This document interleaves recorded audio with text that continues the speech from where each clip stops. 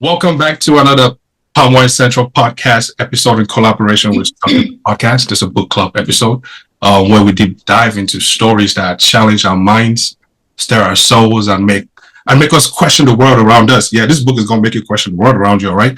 I'm your host Uncle AK, and with me I got the beautiful ladies. Hey, let's check in a little bit. T, how you doing? Tired, but I'm here. How's everyone else doing? Good. Good. Let me answer for everybody. Barbara, how you doing? Yeah. Happy Saturday, guys. I'm here. I hope everyone had an amazing week so far. Yeah. So, Mane, what up? Same tired, but I'm here to figure out what this book was all about. I think it's probably the only book of all the books I read that had me question my processes. Mm. And you read it 3 times, you said? Yeah. Okay, we'll get into it. Nelly, what's good with you? Hey guys, I'm good. Pushing through. That's the least you can do. Nara, how fun now? I'm okay. I was the one that brought this book. I didn't realize it was going to be such a challenge, but I'm excited. Let's get into it.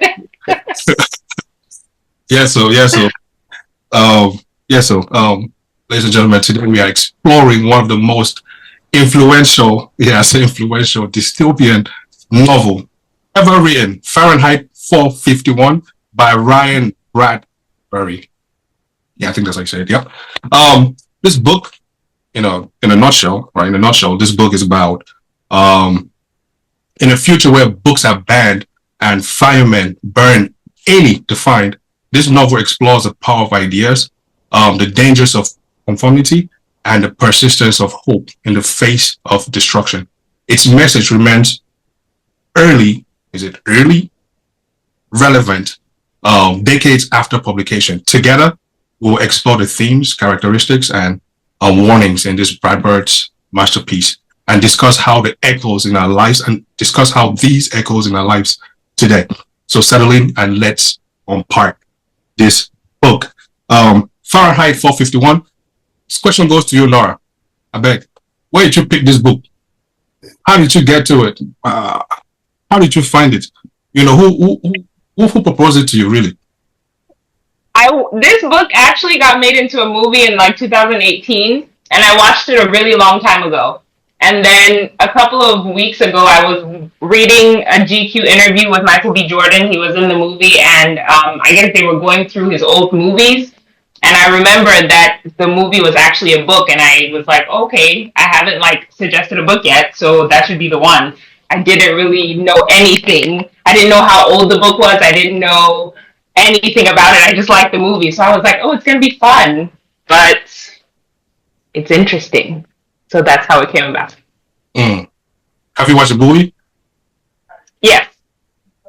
What was your rating? I need to rewatch it now, though, because there were a lot of, well, not a lot, but there were parts of it that I don't remember in the movie that when I read the book, they changed some of the way that it was done. So I'm actually excited to watch the movie again after I've read the book. Gotcha. Yeah, I gotta go find it. I didn't know there was a movie. But yeah, thanks for letting us know. And yeah, thank you for proposing this challenging book. If Mane, of all people, tells you that this book was challenging, I don't know what you expected from all of us. But we'll get into it. You know what I mean? We'll get into it. Therese and Mane. Yes, Therese and Mane. Yeah. The title refers to the temperature at which papers were burned, or books in this case, right? When we jump right into it, what's the significance of this specific detail, right? What do you think the author was trying to put forth? Why do you think he chose this? Yeah, I think it's more of a wordplay, in my opinion, because the core of the book is about destroying books through fire, right? So I just think it was an intelligent wordplay to have a captivating title. But that's just me.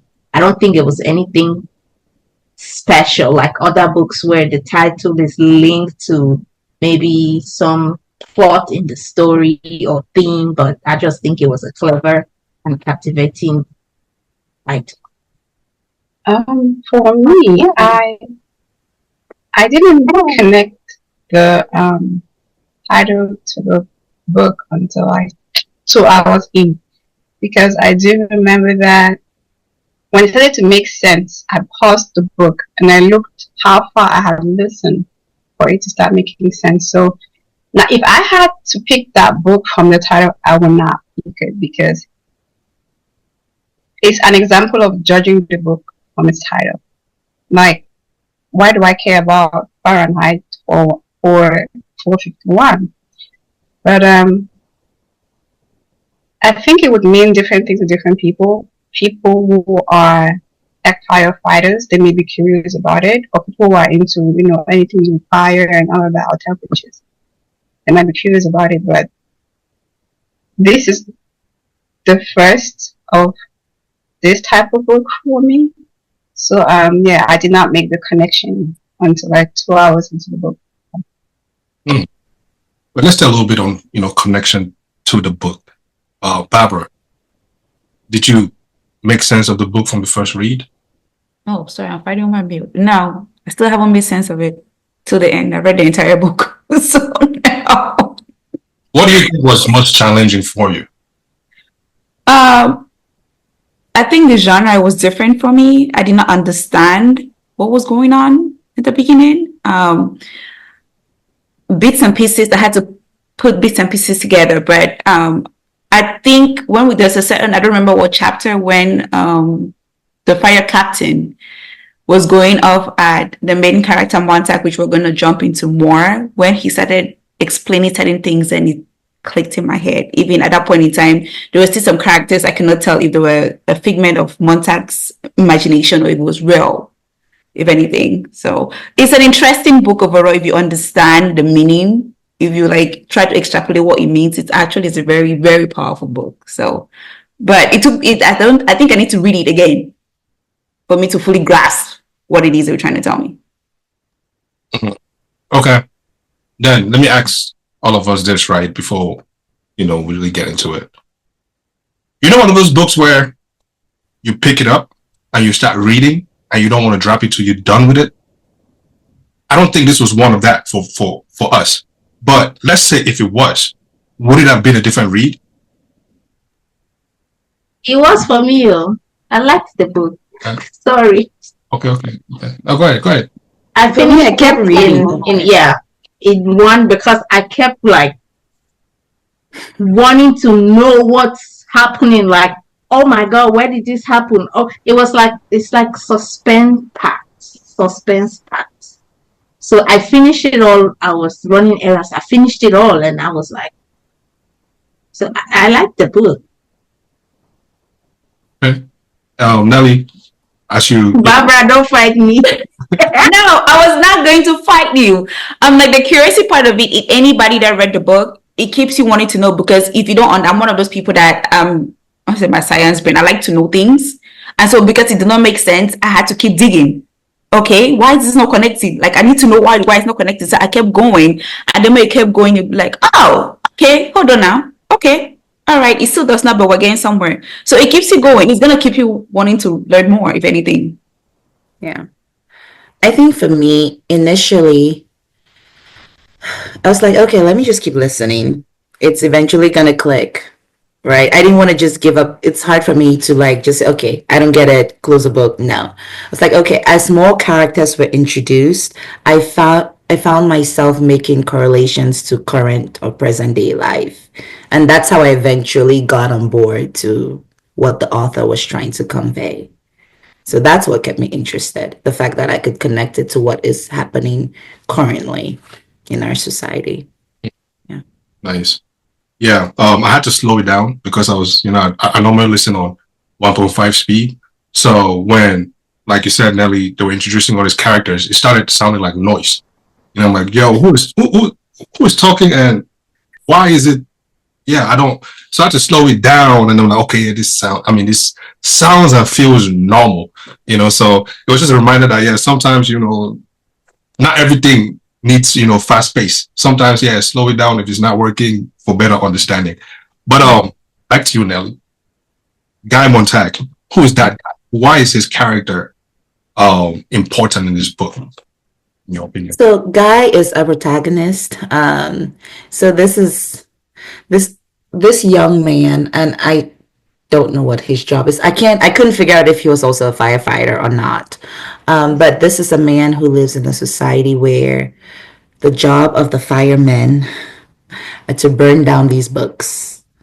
I guess they are trying to, I don't know if I'll call it protect the community or prevent them from gaining knowledge of whatever the books have. So this guy takes an interest in books, and instead of burning them, he starts to like hide them, and he reads them secretly. And then he eventually finds out that a mentor of his, Faber, has been doing the same. And he goes through this moral struggle of like, but why do we have to burn the books? And then he's surrounded by by these women who just go about living these empty lives. And the way he describes it made me feel like he was talking about us in our age of social media, you know, being so disconnected from the real world, which is where to him the real world existed in these books. Once the firemen find out that this is what he's doing, you know, they kind of like chase him out of the community, and he runs away and finds another group of people who had also been seeking knowledge from books and have been hiding off, I guess, across the river or something. But you have to read to find out what happens to him in the end. Yeah. Talked about yeah, go I ahead. just want to add something, right? With what Nelly said. Guy Montag, he was, I mean, when you read the book, you're going to know who he was, but it was something that I think it stood out to me. Earlier on, I did say there was somebody that I was figuring out if that was a figment of his imagination, it was a real person. But he was one of those people, which we do now a lot of times, but you don't ask questions. He was just going with the flow. He never asked questions. He just burned books. He didn't know why he burned the book. He just burned it because they told him to burn it. So this girl, which again, I still don't know if he's a real person, asked him a question that he's never asked before. And that light bulb in his head, like, it went off. He started thinking. So I thought that girl, little girl, I don't know who that person is. She was very monumental in his life. And I'm hoping we're going to talk more about her because her role, I think we can apply it to society, how we are right now. So I just wanted to add that part. So the core of this book is about, just to put it in plain terms, is burning books, all right, which we can relate to censorship and control. Is there ever a justification for limiting access to information? Why? Why not? Is there a benefit to it? Yeah, for children, I can see the benefit for why you want that kind of censorship, you know. Yeah. But for adults, and the way that it comes across now in our everyday life will be like, you know, limiting freedom of speech and those sorts of things, or censoring freedom of speech. It's like, how far can you go to where, okay, this is actually spreading of misinformation versus this is actually educating people. And I think that that's just a fine line that we're constantly, as a society, having to find where that divide is. Yeah. I mean, in the book itself, right? The reason it was night and it was clearly explained to you, you could see why the government was trying to censor people. Nelly kind of alluded to it earlier that when she explained how those women were, they don't think for themselves. They do what they call them the family. The family, I guess, was the TV that told them what to do. Even when, as we go, we're going to talk more into this as we go down the road, when Montag was being chased and they lied and said, it's whatever they said to the people, they believed. So it's a form of control, how you think, how you process things, what will tell you. If they told those people to jump, they don't ask how high they jump. If they tell them to sit, they don't ask how low, they just do it. So it controls your mind. You can't think for yourself. You do not. They say knowledge is power. I think that's what they say. The people, they took away that knowledge, so they don't have the power. So the government has the power to do whatever they want. So that's why they censor them, which is, if we put it into there, like you can see that happening, that when you don't know something, I'm not trying to go political. Look at your MAGA people. When they don't have information, they have misinformation. Do you see how mad people move? You can like just put that 2 and 2 together and see it. That's why they were being censored. And it worked. What they wanted it to do, it worked perfectly because they said they were creating peace. I think there was a war going on as well. The book is a lot. Bob, slow down. Okay. Sorry. To that part. Nora, in that light of what she just mentioned, what are the real life examples or that we see of censorship in the book compared to what we have going on in current?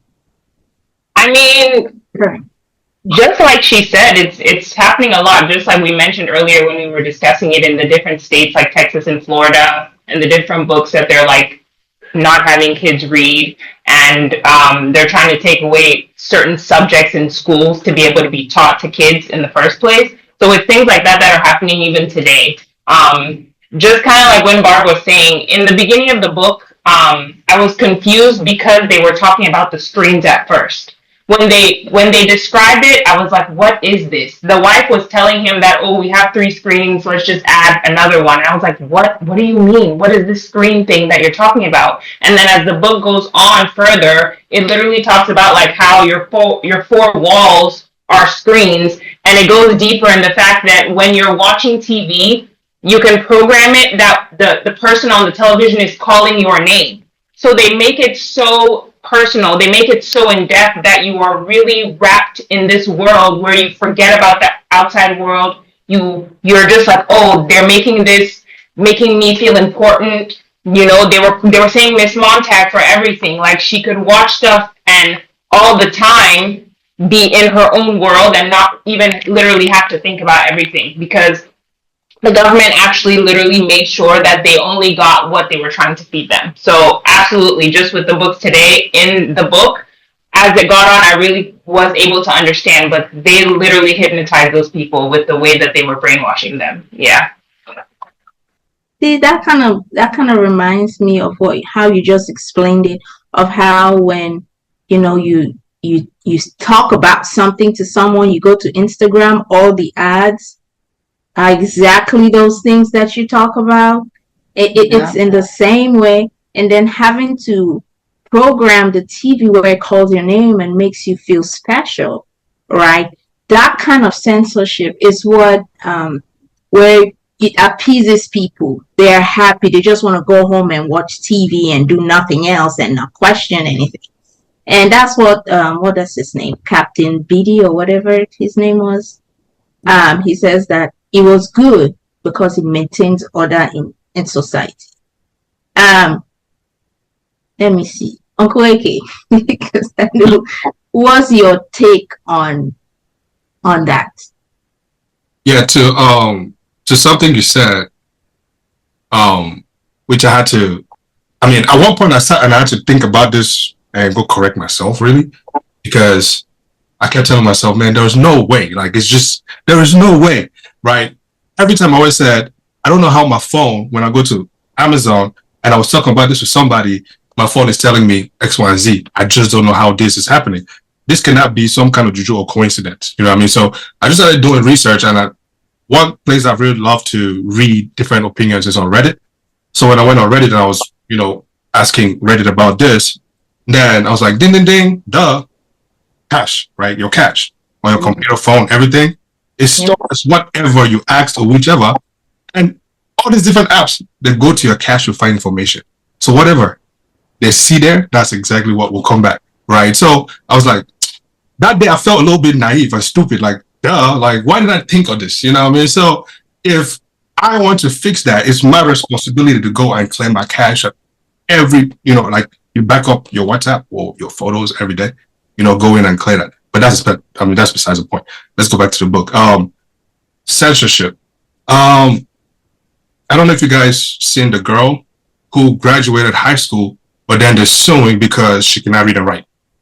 How did she graduate, but then she cannot read and write? It don't make sense, right? So she's suing the is it the county or the state or whatever right? Because it's like, it don't make sense. So in a sense, it's like censorship. Who graduated? Where is this at?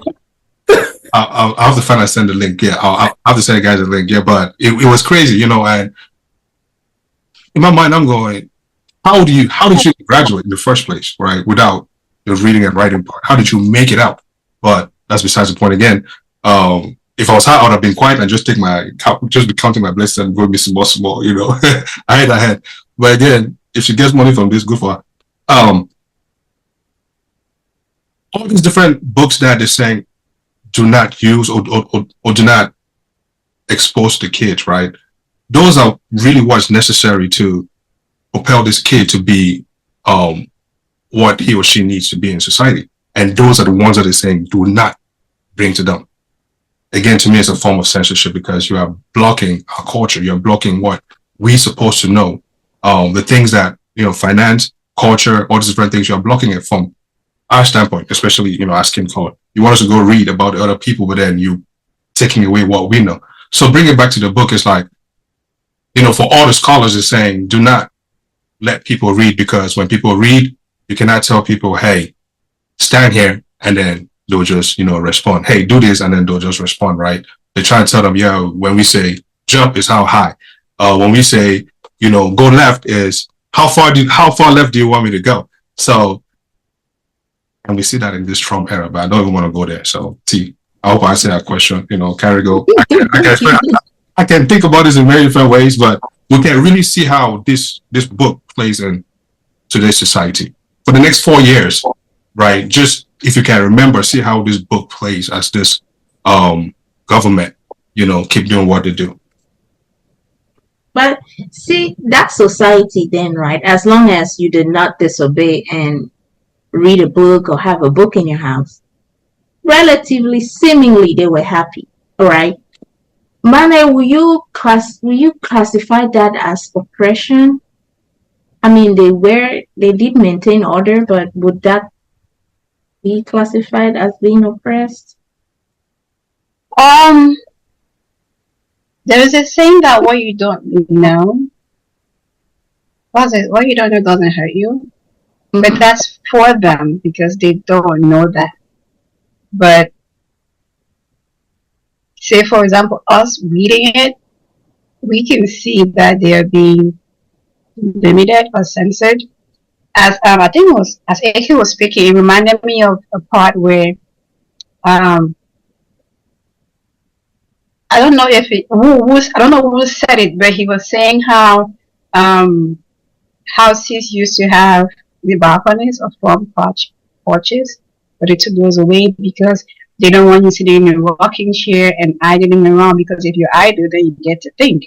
So they took the balconies or front porches away. They took away those rocking chairs, and I was like, wait, when you actually do sit in a rocking chair, it kind of frees your mind. But if you're not in one, so all of this little, you know, like I said, I felt like the narrator was all over the place, which for me was confusing. But when I could pick out this little nuances, bits and pieces, and then when I heard burning books, that's when it clicked for me. I think the other girl, which we cannot decide if she was real or imaginary, she said, was it Montag who asked her why she doesn't go to school or why she's not in school? And she said something about school does not ask questions, it tells you what to do. And something about her being not social or antisocial. Yeah. So for us who are reading, looking from the outside in, we can say that they were quote unquote oppressed. But for them, inside looking out, it felt peaceful, except for, was it Montag who got into the books and now his mind is opening and he was like, no, this is not the way to be. So you can say from what angles. Yeah, I absolutely agree. I think that oppression is not just about like physical control.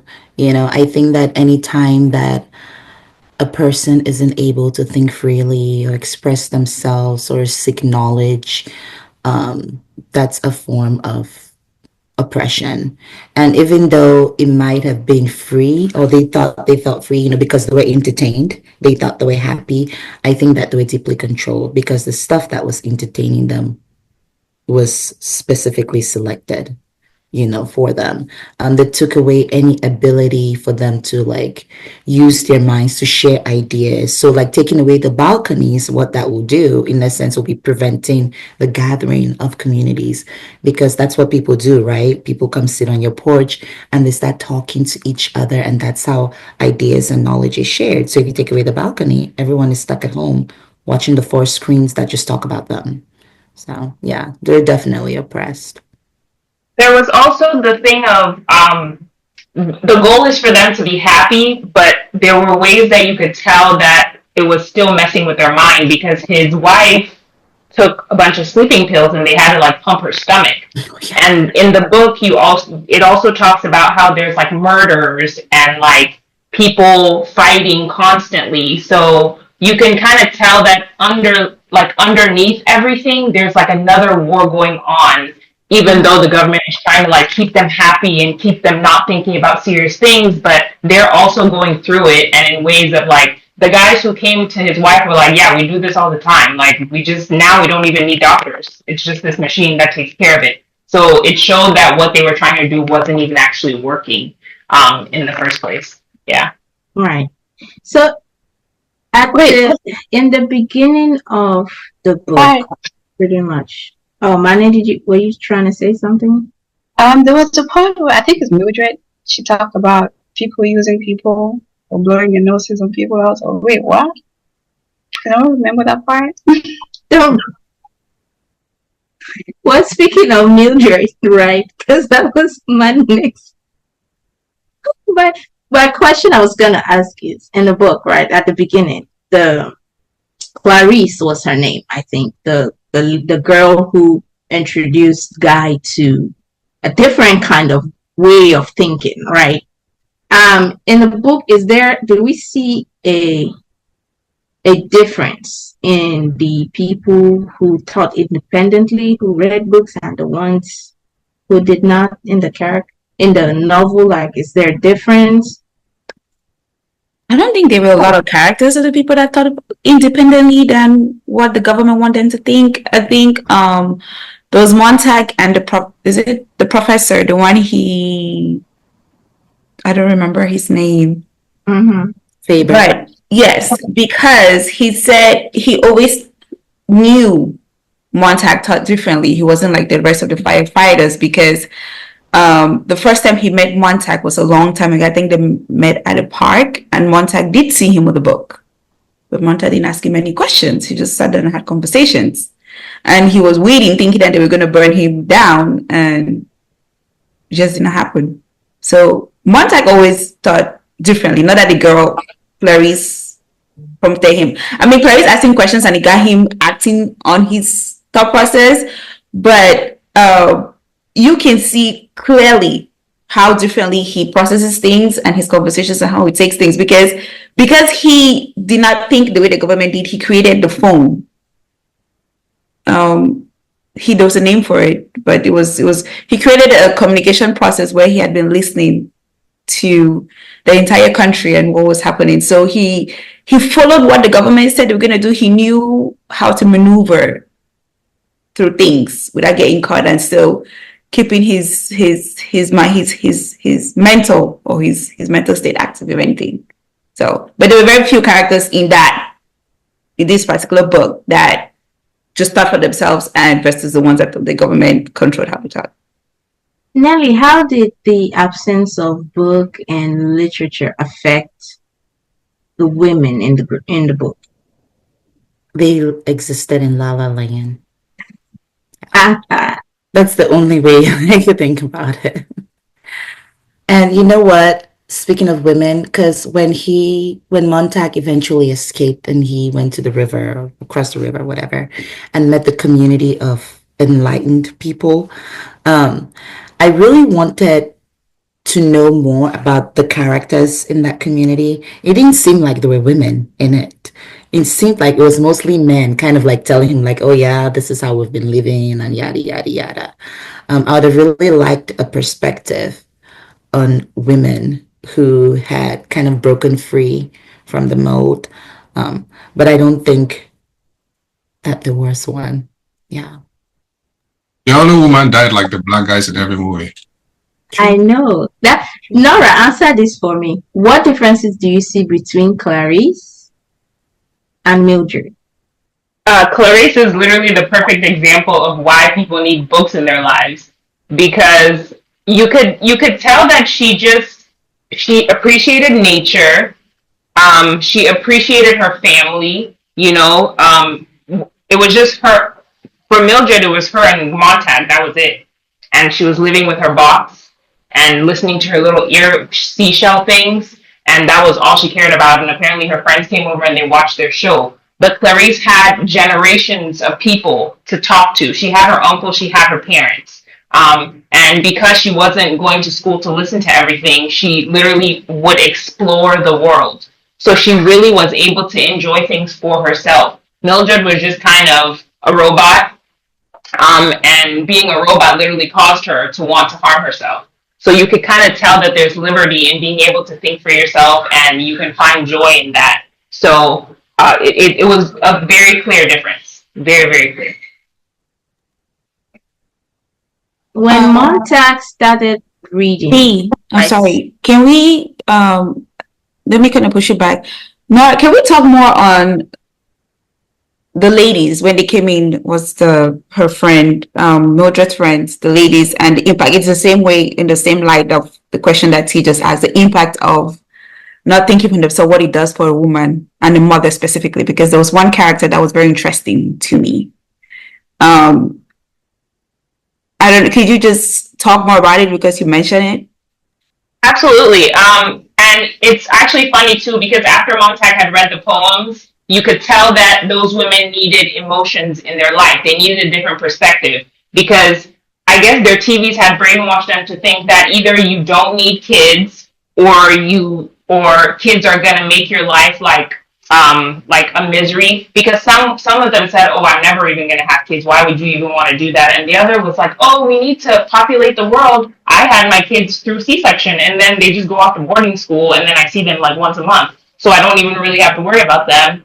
But then another one, when Montag was reading his poem, like, she broke down in tears. So these women have been brainwashed to think that certain things should happen. Like, sure, the population needs to grow, but I don't have to deal with it. I'm just going to do my part and then I get to move on. But you could tell that if they got a moment to actually be able to embrace things and see things, they would be able to cry, they would be able to laugh, because they were laughing, but it was just like superficial things. So you could really, really tell that they would benefit from having their own perspectives, because the world had really given them this point of view. Montag was saying how she didn't have abortions.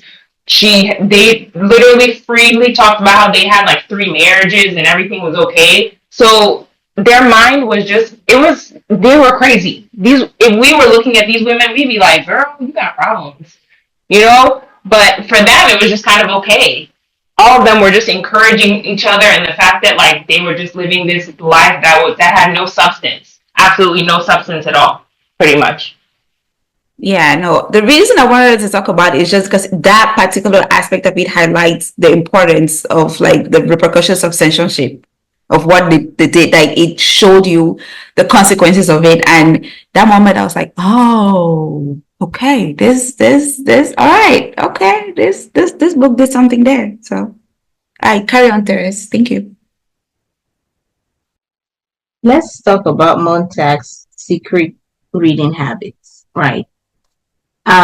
The more he read, we can see his character develop, his personality grow up until, he got to a rebellious stage. Let's put it that way. How do we see books and knowledge shaping our growth, both in the novel, in the book, for any character, for Guy, for whoever it is that was associated with books, and also in real life? Mane, take this one. Start. First, going off of the point Babs Norma made, it reminded me of the time when women could not vote, so we were kind of censored. But yeah, for some reason, I kind of saw myself in Montag, where him reading and then his character. So there is the tendency or the interpretation that people who read can be rebellious. But I think that it's the fact Sorry, Mane, that can you say that again? That people who read books do what? can be seen as rebellious. Oh, okay, Like a sorry, rebel. I did not catch it. Okay. Okay, yeah. But I think that it actually allows you to see different perspectives.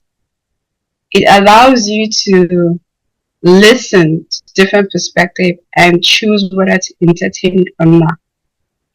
It kind of frees you and then it frees other people. But then it also enables you to make, what's the word, active decisions as opposed to passive aggressive, kind of. So so for those who don't read, looking from the outside in, it's like, oh, you claim to know too much. But then people who read know that you cannot really know everything. So it's a funny dance. I mean, I've been told I'm a rebel. It's your perspective, but I would rather.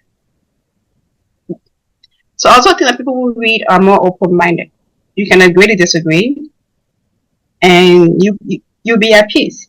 But then there are people who are like, no, it has to be this way, and no, it doesn't. So it's a funny dance, if I would say.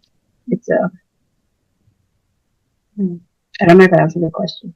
Oh yeah, you good, Nelly? Let me build on that real quick, right? Just to add to that. It's funny because sometimes don't blame me, right? Or don't tell me I come off too strong or rude when I'm just giving my perspective, right? I did not stop you from picking up a book or listening to a podcast. Okay, you don't want to pick up a book, no problem. They made it very easy. Somebody read it or break it down in podcast form. You don't want to listen. Okay, no problem. Somebody has taken it and probably put it in water. You could in powder form for you to shake it and drink it. You still don't want to, but yet you have the audacity to tell me, who goes out and do that I'm rude. Do you know how foolish and stupid you sound in that moment? You know what I mean? Like, do you understand it? Because if you did, you wouldn't even open your mouth and say something in the first place. You know, it's part of the problem, right? Some people say, oh, we don't want to make this political again, but some people say, oh, the Republicans said this and the third. Okay. Who stopped the Democrats from putting up a better fight? Right? So again, perspective. How do you want to see it? How mindful are you to read not just one side, but the other side so you can make better arguments? Rather than say, oh, you're well read, that's why you're arguing like that. I'd rather just take your own in that moment, right? And be quiet and tell yourself, you know what, this person has beat me mentally. Let me go and read and come back. It's a very okay thing to do because you do that in many other aspects of your life. So why not that one? But again. And this message was sponsored by Personal Vendetta. Clearly. But I think what Uncle AK has done, he has touched on the opposite point of what Manny was trying to explain with what happens once you're Leonard, once you're a reader, once you gain knowledge, right? You're stuck in this place where you can be furious with the people who are not wanting to know, who are not interested in, exploring all these new ideas that are out there. Or you are really free with knowing that, okay, I've learned it from myself. If you don't see it that way, that's your perspective, and that's cool too. And I think that those are one of the most beautiful benefits of educating yourself, be it reading, podcasts, just learning more. It puts you in that place where you can choose to have that freedom mindset, or you can choose to be furious when you come in contact with those who are just like, nah, My way is correct. It's my way or the highway. You're forever in this state of rage for them. Yeah, I think I agree with you. I think it comes as a package deal. You can't get one without the other, right? And Mane said something that to me is very real. Like once people see that you read a lot, it's like, oh, what are you trying to prove? And it's always like, oh, you think you know too much. Like if you actually read, you will realize the more you read, the less I know. And every time something comes up and I'm just like, wait a minute, this makes sense. Oh, I never looked at it this way. Oh, so you're right. It does gives you that freedom. Sometimes it's even validating to say, oh my God, I'm not alone. If somebody wrote this, definitely there are people out there feeling this way, thinking this way, seeing things in this perspective. And other times it's just you try to tell someone, like you mentioned, and it drives you up a wall. You're like, how are you so resistant to this, right? Like we're normally thinking about books, reading books, sitting in libraries and doing all those things. But this is 2025 now, right? We have technology, we have AI, we have cell phones and all these gadgets and stuff. And anybody can take this. Has technology changed how we process knowledge in 2025? And how? How so? Absolutely. I mean, even with social media, like you get the question and the answer in one sitting, sometimes, and you don't even like I'll watch something and they'll tell me like, oh, this is the way you're supposed to think about this, and I'm like, oh, okay. But then I go to the comments and I'm like, okay, let me get another perspective, and it's in the comments that I be learning because I'm like, wait, why did I just take their word for this? Like, why? Or it's when people always send you as a pharmacist, you always get like the crazy health things, this is gonna cause this, or the FDA just sent this crazy thing out that it's stopping people from doing this, X, Y, and Z, and there's no proof. But somebody has packaged a message in a 5-minute little video that scares the crap out of you, but they don't give you their facts, they don't give you where they got the information from, but it's just right because it's on there. So you literally get the question and the answer. And if you don't decide that you're going to go research what has been given to you, you'll pretty much just be like taking everything. They'll be spoon feeding you, and you'll just be like, oh, I saw this video that says X, Y, and Z. Meanwhile, that's completely 100% false. Mm-hmm. So in today's age, if we don't go back and fact check things, we're going to look stupid, regardless of how well read you are. So I think that's really what it is in this, because we have so much information, it's very easy to get overwhelmed and to not even know if things are right or not, or factual. It's just the fact that it's just out there. It's so much information. Let's parallel critical thinking and technology now, right? Do they go together? Does technology strengthen critical thinking? Should we do away with it? It certainly does not. My perspective. It's taking it away. Not even with the use of AI? Yeah, that's made it worse, I think. In some instances, yeah. Because I feel like with the volume of information that is out there, a lot of us, do not have the time to actually like, let me really think this through, and that's where reading comes in, because what it teaches you is this critical thinking skills, right? To explore other perspectives. It gives you those tools that you need, where when you now find yourself in a world where you're bombarded with pieces of information, you're quickly able to discern like, okay, that doesn't add up. That doesn't make sense. And that's where you want to go click the comments to actually read through versus just saying that, oh yeah, this is true. If you think about it simply with like something like WhatsApp, right?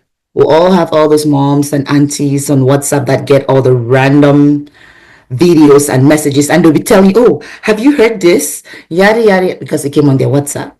But then you're having to be like, No, that's not even real. That's made up. Thanks to AI, anything can be made up now. You have to do the work and think for yourself. And it's hard to say if you're not being intentional about educating yourself. We're in for a tough future. Yeah. So I have a say yes and no in a sense that I do agree with Nelly in the fact that in certain aspects in career wise, AI is messing up critical thinking, especially in the health field, because I almost snapped a resident who used ChatGPT to make a recommendation, and I was just like, you. But anyway, let me know rant. But I do agree in that sense. But if there are certain things that technology does make life easy, it does. It does. It will make, for example, let's say I am horrible with charts. I'll speak for me specifically, right? Like creating graphs and understanding that. What AI does or what technology does, it will take that, like I've critically assessed something, but I want to put it where, let's say, I'm going to use Uncle AK in the sense where he said he goes to ChatGPT to have them then break something down for him to listen to it like he's a 15-year-old, right? So for me to speak to that person now, I can take whatever I have come about and just... You've already critically assessed. Yes. Right. And I make it pretty and I put it in and it does what it's supposed to do. So it has its ups and its downs. It's a 50-50. It's a 50-50. If it's used the way it's supposed to do, if it's used the way it's intended to be used, it's gonna help, not depreciate things. But now the way things are going about it, it's looking the opposite way. So That's this, right? Okay. We all agree that you can have it both ways, correct? So, would you live in China? I'm not opposed. I What's in China? And why would I not want to? In terms of censorship, right? Like, for example, there's no Facebook in China, right? There's no, like, I think Google too, right? Like, you can't access some of these things. So, you cannot have your cake and eat it the same, right? So, would you rather be in a society where, all of these things are being kept away from you and your kids and, they tell you what to do, when to do, how to? Or would you rather live in a society where you get to pick what to do, when to do, and how to? Somewhat. I'm not gonna lie, that China is sounding appealing right now because take the Instagram, take the Facebook, take it all. And I don't know how bad the censorship is, but I'm assuming like it's more of mass media type censorship, right? They can still go to school, they still learn, they're doing amazing with technology. I see what they're doing over there. You just can't be doing certain things. I mean, sound like a good deal. They got healthcare, right? Yeah, better than here. I mean, it will have its own set of problems, but to be honest, looking at that lifestyle, I might like to test it out. It seems appealing. Gotcha. Everybody else agree with that? Because me, it's a hell no. Well, because they're already in it, it's not like they're missing anything. Let's take, for example, when TikTok was done. I don't have TikTok. But, I was feeling people's anxiety. I'm like, wait, is it this serious? I only have WhatsApp and Instagram. And I barely get on there. So, what if Google is taking away from you right now? Huh? What if you wake up tomorrow morning, right? And I'm assuming right now Google is your favorite search engine, yeah? Let's assume you wake up tomorrow and you click and you type in google.com and it tells you banned. I mean, initially I'll be flustered. but I don't have control over that. So I will not whine about it for always hours and hours and hours. But I would feel flustered because I had automatically used it for however many years. So that's why I'm saying people in China may not feel the absence because it's been their lifestyle for like forever. Because when the whole TikTok thing happened, people were flustered for like most of the day, but some people were beginning to be like, okay, this is what it is, and it is what it is. So another point I was going to mention is yes, technology has its good and its bad, but I think that the whole clickbait thing, like Nara mentioned, like you will see an article or video, the heading is meant for you to click it. You will only get the real information if you read it or if you watch the entirety. But if you just take the face value and run with it, then there is no critical thinking there. There's one article that comes up to mind is it said processed foods are healthy for you. That article, that snapshot was shared way too many times to be counted. But then if you read it, no, processed food is not healthy for you. What it says. But then you had, an increase in sales in processed foods because who is funding that thing? Who is paying for it? Who is pushing? It's a marketing thing. So yes, technology is good for fast-paced. All of that. But if you don't use a critical thinking, like going into the comments and reading and say, okay, well, why do I have to agree with that perspective when I can see it like this too? So it's we can use the best of both worlds to have a productive society, because I feel like the way things are going is going more towards the side of why do I have to think for myself if this thing can think for me? But then, like AK said, for you to feed the correct prompts to AI, you have to critically think about how to feed it. So yeah, but with like I said, the fast pace, back in the day, I think and if you notice, so the stories length is getting shorter because attention span is getting shorter. I think the human attention now is compared to goldfish, which is short. So it's like we just need to click. We want to consume a lot in less time. So we're just like swipe, click, swipe, and it's actually affecting kids' brains because that whole it's a different story, but we're getting out of the book. So yeah. Well, while I agree with you, I must also kind of challenge the status quo a little bit, in the sense that, instead of institutions and the world telling me, oh, AI will make me slow down, let me challenge the institution. Schools, for example, stop telling me AI will change my brain. You need to also change how you think. For example, create AI tools that will check my work if AI wrote it. How about that? Don't tell me not to use it. You create something that will check if I use AI, or grade my work according to how best I use the AI. How about that? Just don't tell me. Matter of fact, don't say so on me. Don't tell me not to use it, because I will. I'm here to use it. You created it, so I'm here to use it. The same way as they create stuff and they say, okay, hackers, please, I'll pay you to try and hack it, and let's see if it's really hackable or not, right? So in a sense, these AI things, they created them for us to use, and let's innovate it. So you guys find ways to, because we'll keep looking for better and efficient ways to use it and bring out the information that we need. Google is dead. I'm ready to say Google is dead. But anyways. If you were in that book, you would have been across the river. Definitely. If you were a character in that, I can guarantee. But now, how did you guys feel about the lady who refused to leave her apartment, who refused to leave her books? She died for what she stood for. How did you guys feel about that? that sounds like me looking at my books on the floor.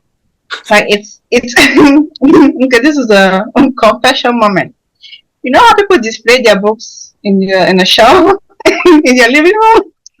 Whew. When this thing goes live, I'll be in trouble. I actually don't display my books. I used to display them in the living room. People come and visit, they'll be like, "Oh, can I borrow this book?" And I'll bring it back. I don't like if you say that you will borrow it and you will bring it back and you don't bring it back. I know I wouldn't ask it. Not that I need it, but I just want to wake up in the morning and see my books and be like, "Oh, I read that. I have to read it. I read that. I have to read that."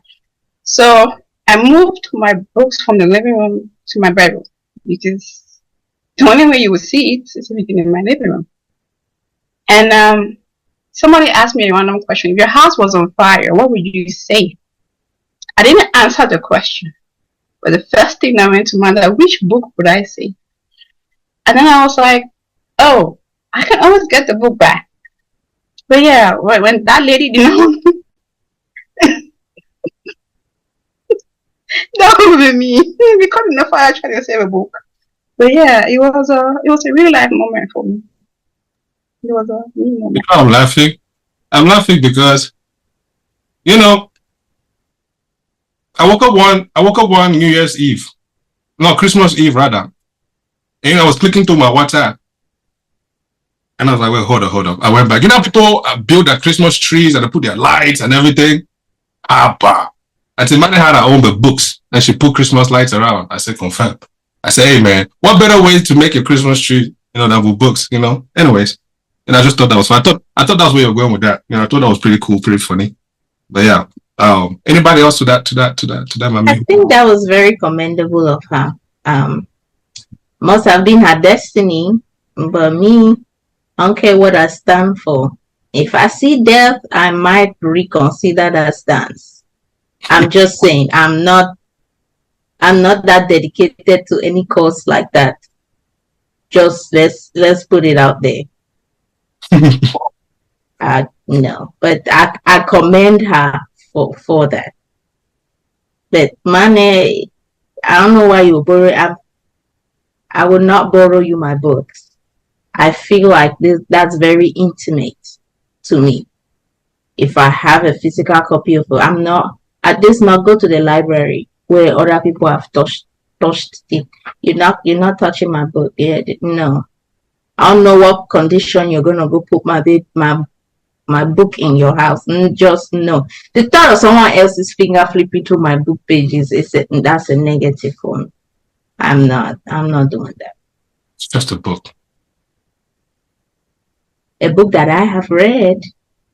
Yes, I can replace it, but that's not the copy I read. It's a difference. Maybe I was signed. But I wouldn't die for the book though. So that's just me. But so contradictory. Like, okay. In this 2025 right now, if we all could agree, 3 apps that are very destructive. I mean, highly destructive, and that should be gone from the face of the earth. If we all could agree, which one would it be? WhatsApp. LinkedIn should go.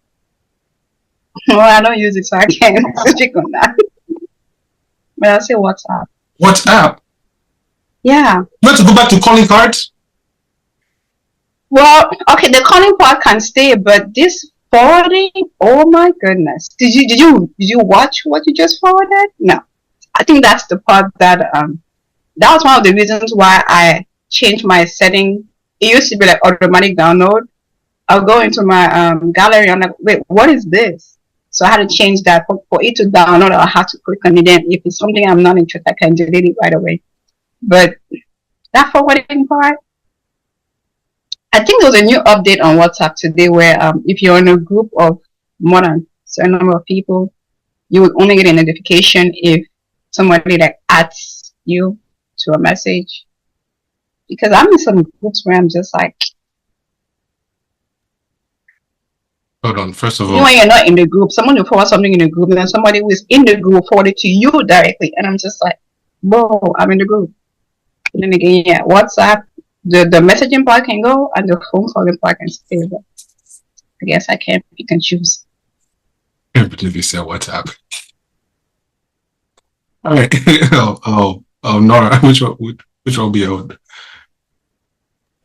Honestly, I can't even think of anything that's that bad. Like, maybe it's just because of me, because I take breaks from like any app that I don't like. For me, for Instagram and Facebook and things like that, when I'm on it, I'm on it. I kind of like binge for like 3 days and then I uninstall it from my phone. And then when I uninstall it, I just don't, I'm not on it. And then when I come back, I binge again and then I uninstall it. So maybe like that's how I just maintain my distance for things like that. But I don't have TikTok, but I, like Mana was saying how she felt the anxiety of some people. I was like, oh my God, y'all need to, maybe it is good that they're taking this thing away because what's wrong with you guys? I mean, I understand the fact that people made money off of it. So for them, I was kind of feeling bad, but otherwise, like, I was like, I don't have this. I don't see what the big deal is. But I honestly don't think that there's any app that's like that bad. Maybe people use it wrong, obviously, but I guess that's just up to you to make sure you have discipline, you know. Facts. I mean, I know one of my homies that actually goes and, he learned his Java certification on Pornhub.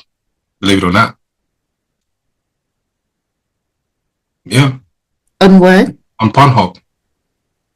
So, believe it or not, like, and Reddit taught me this actually. Some guys figured out that a lot of people go to Udemy, they go to all these places or YouTube for tutorials, and a ton of other people will be on Pornhub. So what better way to bring education to you than on Pornhub when billions of people are? Out of those billions of people, do you know how many people will be so intrigued to know who the hell is actually teaching on Pornhub? Oh, it's insane. Think about the marketing strategy there. It's insane. You know what I mean? Yeah. A lot of people. I have so many questions. A lot of people drop to study material like courses on Pornhub. I mean, I guess you can get a 2-for-1. You know? Yeah, that's a good one, you know. Anyways, 2-for-1, that's funny. Wait, where's my thought process? Let me come back.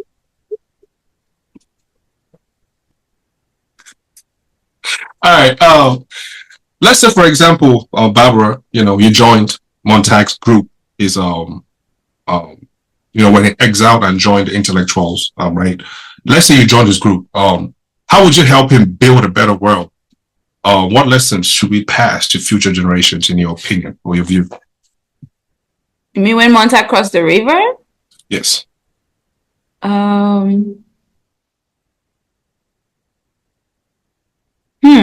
That's a good question. How would I help him build a better world for the future generation? I don't know, because when he crossed the river, he couldn't even remember anything. He was in shock. What was happening? So with that shock then, right? Like take present skills that you have, like how would you help him, with the shock process and, help him like say, okay, now that you're feeling this shock, the next, when you're done with this shock, the next thing you do is X, Y, and Z. Maybe you have to read some of the books that, you burned or, things like that. I don't know. What would you say? Dig in your bag, girl. Dig in your bag. I don't know. I'm not exact. My brain cannot come up with anything because I'll go short. Okay. Babs, I think Montag could remember Ecclesiastic 11, I think, was what he remembered, the book of Ecclesiastic when he crossed the river. Right. He did. He did remember. Yeah. He had a page with him that he ripped out the Bible and that he had that I said they were going to rewrite it. No, he had it memorized. And then they said that each person, because they had to eventually burn every page, so each person, a lot of people memorized different books of the Bible and different books. And so when they were introducing, they was like, that's John, that's the book of Matthew. So he was Ecclesiastic. That's very smart, I think. It is. That's a very smart way to do it. Give everyone a skill, give everyone a task. Yeah, that contributes to the preservation of their society. Yeah. I think that's answered that question. Things like book clubs, right? it's that's a way to was it prepare or progress the next generation, like because the art of reading is dying, like reading actual books is dying, or reading in general is dying. So if because I find pleasure in when people send me like their baby ready show, their gift ready show, any gift thing, I would scroll through and find a book if there's a book in there to buy, because I feel like that's really the only way to keep this ship going. Because for the people who get their kids into reading, they share how much valuable it is that they didn't get to do that, but being able to. There was this quote that what was a quote? It says, "What you didn't learn early, teach your kids early." So I do think that reading is a way to keep this ship going. And before there was one thing in the book that actually had my mouth open for a few seconds. Like when they were chasing Montag and caught Montag, but he was over. Because I don't watch TV. I seldom watch TV. Like I haven't turned my TV on since 20 something. But to actually had to rewind that, because they were like, okay, people open your doors and blah blah blah, and they were like, okay, now we've got Montag. And I was like, wait, am I making up this thing, or is this thing really happening? And then if you think, they didn't show his face when he was caught. And I was like, we are really being brainwashed. And the easiest way that's being done is TV and social media. Yeah, that particular scene, it's almost like I was there. And I was like, okay, yeah. This is Right. And I definitely will listen to this book again and again until I can. Because I feel like I was like picking bits and pieces of it. And for the sake of connecting it, I will go find the movie. Because even though movies are usually, they take out parts from the books. But if you do both, you can kind of like have like a bigger picture. But yeah, that part I'm like, what? Yeah, it makes you wonder how much of what we see in our present media It does. is real or controlled, or if that's just what they need us to see for now. So Right. Because it was kind of interesting. The people on the other side were kind of narrating what was going to happen to him, that he should watch. That's what's going to happen, and exactly what they said was going to happen did happen. And so, I'm like, that's interesting. I just thought of a point. Oh, wait, to answer your question, I'll have him journal. Journal, write it down. Oh, okay. Since he had the book, I completely forget that he did have a page. You write it down with what? There was no paper and books and pens. I don't make it. Go back in the days. How did the people back From in the the burning days write it? We're talking about you people are on the run. They didn't There's charcoal, and they were going to pass and go to Chicago because there was somebody that was a printer somewhere in Chicago. Remember? So he had a way to print that book. So just have him journal it. Because they were burning wood. There was fire, right? So there's charcoal. Write down things these days, and you journal. And then when you get to Chicago, you print it out. Then And put in this book. I don't know. that's how they pass knowledge on, right? They had those people, the scribes. The scribes, there you go. And the people would Yeah. narrate, Yeah. and then they will write down. So that's actually You know. what part. Oh, sorry. Go No, I ahead. was just going to ask Mane. Sorry, before I ask them, I was going to ask Mane. Just along her thoughts there. Maybe Nelly or Nora can assist here. Like the irony of a fireman starting fires rather than extinguishing them is very powerful in this book, right? What other ironies stood out to you guys? Or maybe we could get 3 different opinions. What other ironies stood out to you guys? yeah, that really stood out to me, because it's like, it tells you, oh my God. The first thing I thought about was those in positions of power to protect you. I don't sound political or anything, but when you hear these stories about people in the church, getting, or young kids in the church getting molested by, like, the preachers and stuff like that. It's like, it's eye-opening. So I think that was the first parallel that I pulled from that. It's like these people who are in this position to protect, to maintain, to keep the peace, what they're really doing is destroying the fabric of the society that they're supposed to help uphold. So. And also with the Captain Beatty, in order for him to have told Montag all those things, like he said, he had to read. And the people who are up there, the higher ups who are making the TV shows that they're watching, who are decided that they should burn the books, they have higher knowledge, and that only comes from reading. So the things that you are suppressing the everyday man to do, you've actually done it to be able to decide why you don't want them to do it. Because you know that once they have a mind of their own, they're going to think independently and mess up the framework of their society. So it's definitely ironic that the captain who's like, yay, let's go burn books, he literally had to read a bunch of books, and that's what he was using to even like mess with Montag's mind in this issue. So it really just tells you that if someone's trying to censor you, it's because it's going to benefit them in the bigger picture. That's always kind of how I see it. One thing that I was curious about was the billboard. I wanted to go look up how long the billboards were back in the day, because was it Clarisse where she said the billboards had to be extended because it wasn't long enough for people to see. I was like, wow, okay.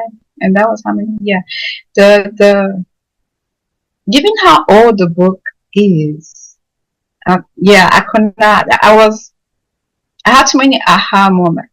And then when the book was done, you know how in Audible it would give you different recommendations for books like that?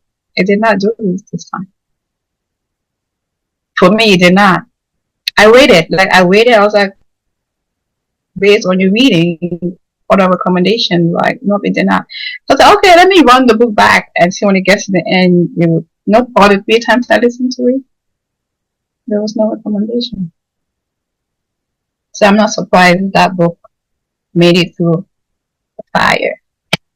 Also, for it to have been written in 1970, you can really tell that the author is like a forward thinker. To think about the fact that they were talking about like a dog that like hunts based off of scent, and like the way that they programmed the hunting dog, and the way that I think there was like just their technology was very advanced for the time that the book was written.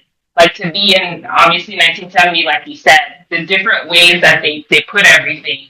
I don't even think like television was as advanced back then as it is now, obviously, but for them to have been able to have 4 screens of people talking to you and all these types of things, like it just tells you that the author was really, his mind had really, really gone forward. What was the most disturbing part of the book? Mine has already been mentioned. That whole manipulation of the news, where they pretended to catch Montag and everything. I was like, oh, that happens a lot with our news outlets today. These people are wild. But are there any other disturbing parts? Yeah. When they burnt Montag's house, when he was actually caught, I kind of felt bad for him. I did. I was just like, no, the wives gave him up. Those women, they did. He did try. He tried, but when they burned down his house and everything else at stake, and Mildred is his wife, yes? I think I'm confusing between Mildred and Clarisse. Mildred was like, I told you this is gonna happen. So yeah. Clarisse is for the streets. She betrayed her husband. It was not Clarisse, it was her friends. No, I mean like Clarisse, was she real or was she She was real. She was? Yeah, She was like the neighbor that moved into their neighborhood, and then they killed her. But yeah, they killed her and her family moved. Yeah. And eventually, Oh, they that's killed them. what the captain was trying to explain. That they've been watching them for a long time, and eventually they just got too I don't know, too radical. So they had to kill them. Man, I really thought Clarisse was in Montag's head. No, It reminds me of this other book that we read, Educated. Mm-hmm. Parts of it reminded me of Educated. yes. Okay, did you ever finish reading that Educating book? No, not that one. No. That one is still sitting on the shelf. One the mom made. Yeah, the one the mom made. I'm waiting for the audio part. I beg. Not do the audio part. But nobody found the wife's attitude concerning. It was. Going with the flow, you know. She So was the pill popper wife. Yeah, She was a pure The junkie. I'm not gonna lie. Like, she pissed me off. I'm talking about disturbing. Like, in my mind, I'm going, yeah, how are you still married, bro? Like, He was Because they're all brainwashed. She was brainwashed though. She really was. He was gonna warm his meal when he got back from burning houses. his Okay, give me another screen. sons will hit it up because But give me another screen. I want another screen. So Yeah, she actually was the one who set Montag up. She did, because he had gone and buried the books out in the wood, and then she went and brought got it them back. and brought them to the house. I forgot that part. That's how they burnt his house down. And then she called the damn firefighters. it was because of her, because the captain said that the other wives had called earlier, but he was like, nah, it's okay. But until your wife is like, my husband sucks, then you really gotta go burn his house. Yeah, I'm like, that heifer. Ugh. yeah, that lady was making the book so unbearable to read, man. Because I'm like, dude, your husband just needs 5 minutes of your time. Just talk to him so he could go on his merry way. No, just ignoring. But anyways, that was Oh my God, AK, before you proceed, that part where Montag was sick and the book was under his pillow and the captain was in his bedroom. This woman kept tugging this book. I was yelling in the store like, leave that thing on me. I remember I went grocery shopping during the first time I was listening to that. I just stood still in the aisle. I'm like, wait a minute, what's happening? She kept coming back in and out. Whoever narrated her voice in that book was annoying me. It was more the women, all the women actually, all of them, the voices, the person that was pissing me off because it was just, they made it very annoying to listen to. So I listened to that part. facts. So in this dystopian world, right? And you guys got to be honest on this question. Be honest, right? Would you risk hiding books, or would you conform to survival mode? Like, would you hide books and just, live like, or would you cross the water, I guess? And, I would cross the water. I would cross. I probably would hide books because, I mean, now I read and I just can't see my life without it. So I probably would burn books, or I would hide books and I would go over to the other side. Yeah. Because I don't want to be like them women. Them women are crazy. Okay? They need help. They need major help. Absolutely. Like, I think Let me not cap. I will probably conform. I am trying. I've lived enough survival mode to not want to do that if I have to. So you know what? We're not reading books. Hey, put me on the TV. I'm trying to stay alive. I'm not about to be running in the book. And that's why the women did not make it, because where I'm gonna run to? I'm not working. No, please, just let me stay in my house and watch my. So you're saying if the systems were in place, then you'll probably not conform. I probably still would. I'm not. I've told you people that I love a good cause, but there's not a cause yet that I would die for. So I think that conforming will kill me sooner than if I can make my way across, I will. But conforming, I would lose. I think I would lose mentally. I would lose it. You see, the professor, I will be the professor because my mind is the curiosity to not let me sit still. Like I want to explore. I'll be the rebel. Like I'll be part Clarisse and part the professor. Because you see how Clarisse was just exploring, asking questions that with me, and they probably would have burned my eyes down anyway because I'm asking way too damn many questions. So that will be me. I will not necessarily confirm because that would drive me nuts. See, that would. But I will be the professor. I want to survive, so I'll be doing my things. But every day I wake up and pray, Papa, they no catch me today. But let's learn something new. That will be me. Let me sit on my full chest. Yeah, I'll do that, but I still want to see tomorrow. So let's just be cautious. And then I will deny you. Somebody say I will reject you. I don't know what you're talking about. But yeah. Which side has more women? The other side or this other side? That would be my rationale because you're not about to put me in a place where it feels like Sacred Heart. Please, I beg. Wait. So Wow. you would end up with a woman who doesn't conform? Huh? Who conforms? You would rather you. It's not about the conforming, right? It's just about having women in society. You know. What did that do for I them? have a question. They had a lot of women who had conformed. What did it do for That's what I'm society? saying. Yeah, so you would end up. You would marry her. No, we're not talking about Mildred, right? We're just talking about women in general. No, wait. All the women are like Mildred. The women were Mildred. No, Loris. Nobody said I had to marry. You know what I mean? Like, I just want the women to be in society, please. Like, we cannot just have all men. It's bad for society. You know, I don't care how knowledgeable we are. So you're saying that because based on the book, it appears that there are more women who conformed. So you would end up on that side and be unconformed too, because if that side has more women, it means that you confirmed. Yes. You really want me to answer this? Okay, no problem. I mean, the question's already answered because if that's So this is the thing, right?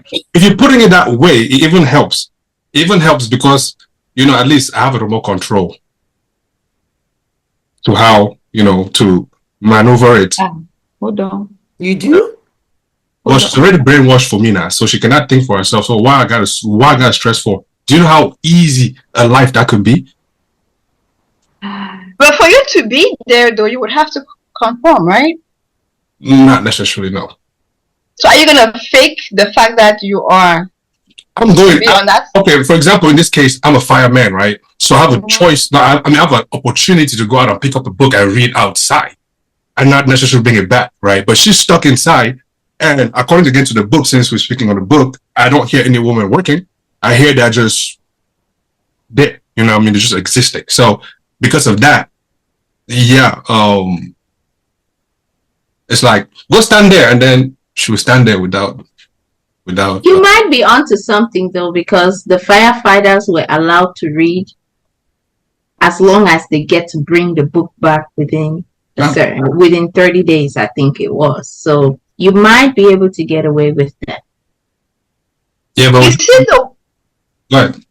you see the way Montag struggled with his wife who wasn't reading. Mm-hmm.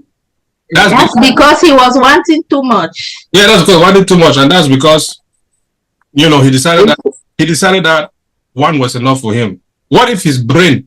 He thought, what if in his brain he's seen that one was not enough? You know, he okay. No, we're not doing that.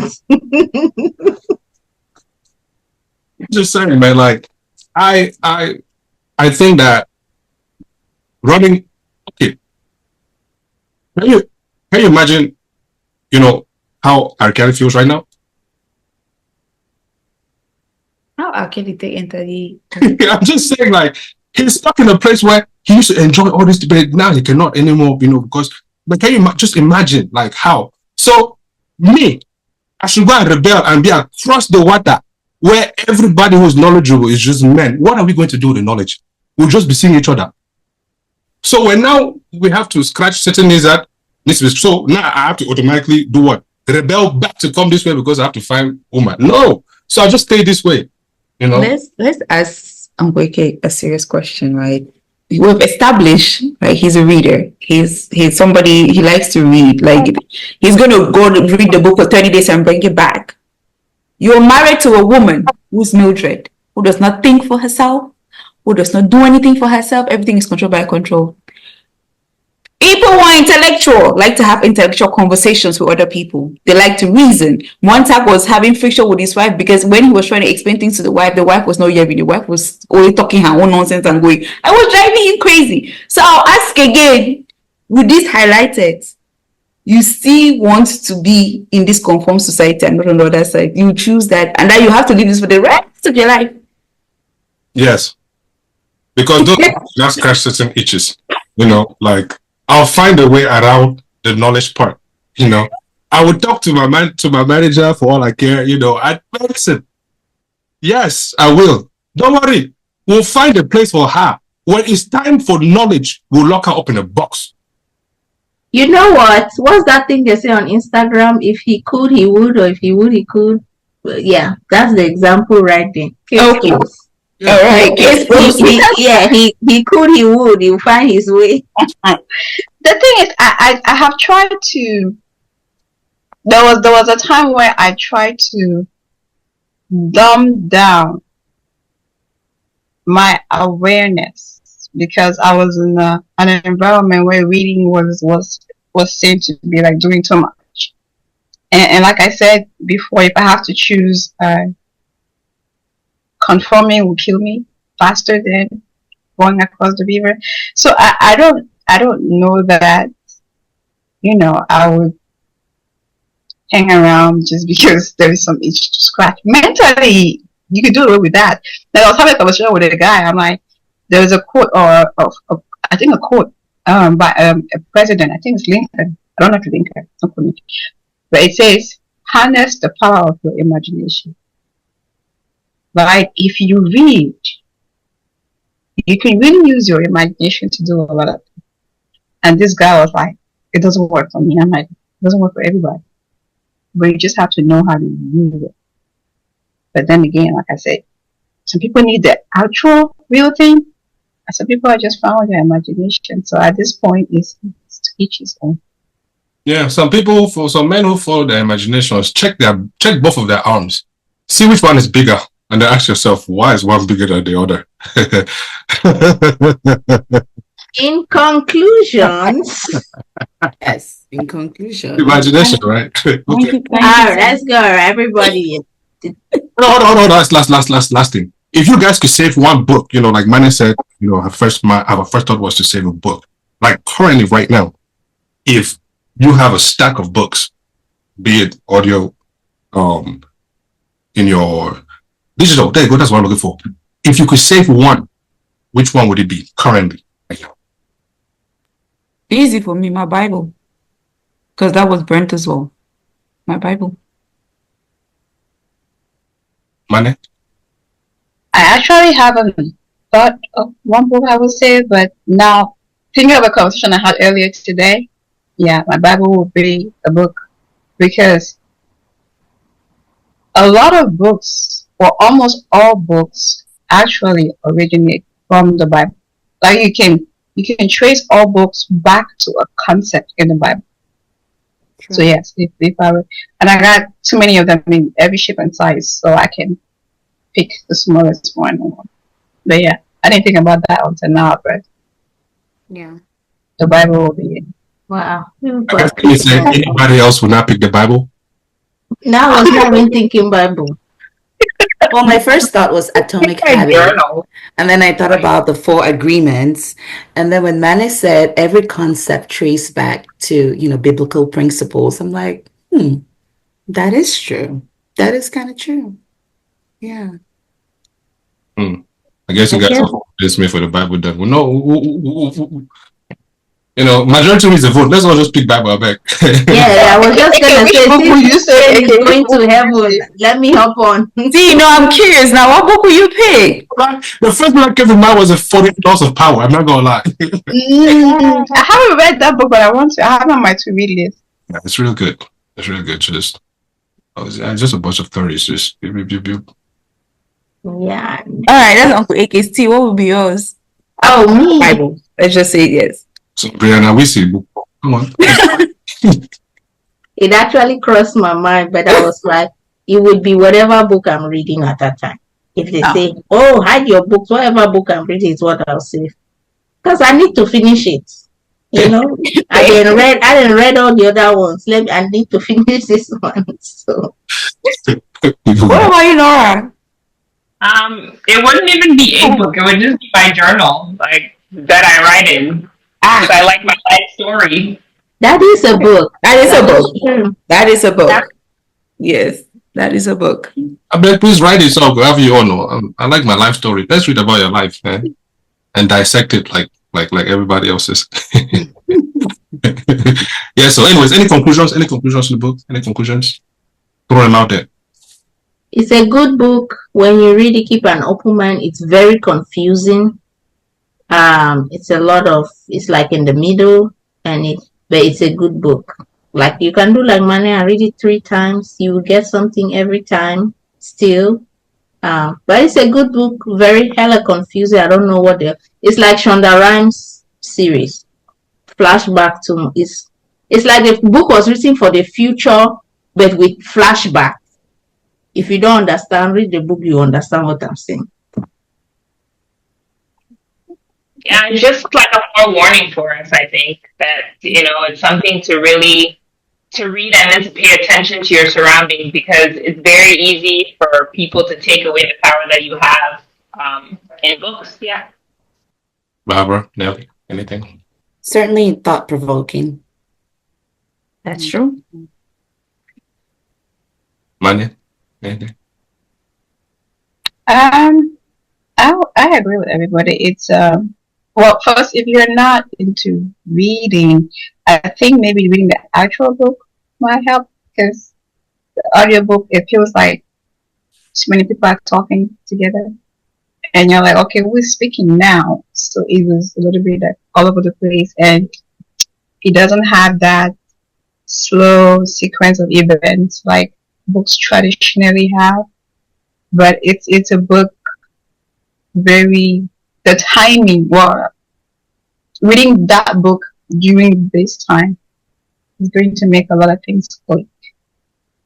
And it's good to have a conversation with somebody else who read the book. If you're just reading it by yourself, you're like, this didn't make sense. But then somebody else's perspective can help you make sense of the book. I think I would challenge for, I think everybody should read it, because it's, regardless of the fact that it can be confusing, it's actually a good read and apply it to our modern day society, what's happening now. Politically, it's very applicable, actually. The things that you can see, you can compare, it's like, oh God, this is what's happening nowadays. So it's a good read. There's a lot you can pick from there. Yeah, so, well, I thank you guys very much, for one, reading the book, and 2, actually taking the time to digest the information and not giving up on it like some of us, like this one here, I'm not gonna lie. I got to the last chapter, I'm like, yeah, I'm gonna get a conclusion from these guys, man, because I'm not about to be stressing myself right now, to be honest. But anyways, this was a great, dope conversation. Do actually fit with the information that you get, there's a lot of knowledge here, like, take what you need, leave what you can, and don't say that we did not do our due diligence, because some people read this book like 5 times, and some didn't even finish it. But what you can do is you can finish it and let us know what you think in the comment section. Ask questions as well, because we've been trying to go back and see if there are questions that you guys are not asking, but we encourage you guys to share your thoughts with us. Just don't watch and go about your day or read the book and be quiet. Share with us your thoughts too, so we know you are reading and you understand what you read. You know what I mean? Our next book. What's the next book? Triumphing Over Imposter Syndrome: 8 Practical Strategies to Uncover and Shine Through Imposter Faces in Your Professional Life, by Dr. Michelle Vera Younger. About 56 pages, so that should probably take us a week, but we're still going to run it through the month. So nobody cannot say that they've never felt imposter syndrome, be it in your relationship, at work, when you go to the bathroom, to interact with your pooper, things like that. You know what I mean? You've had imposter syndrome. So definitely read it. It's only 56 pages, really, but has tons of stories that you can use, and yeah. Anyways, hope you guys enjoyed that read. Uncle AK, see that question? You have to Your face. explain it to us when we read that book. Like, I've written it down. You have to explain What do you mean? imposter syndrome when you go to the bathroom. We need details on it, and you have to come back with strategy on how to overcome it as well. So the two things. That's an assignment for you. No problem. I got you. Okay. Yeah. But anyways, we want to hear from you again. Like I said, how did Fahrenheit 451 affect you? Did it change your perspective? Share your thoughts, social media, Palm Wine Central Podcast or PWC Cast on all streaming and social platforms, and let us know. Yeah. I'm one of your hosts, Uncle AK. Therese, Nora, Mane, Nelly, Barbara. We all the book club on Stuck in the Middle and Palm Wine Central. Yeah. Our social media handles will be in the show notes if you want to reach out to each and every one of us. And yeah, do what you see. Anyways, we out. Peace. Bye, and have a lovely month of April. Yeah, pay your rents, guys. Bye.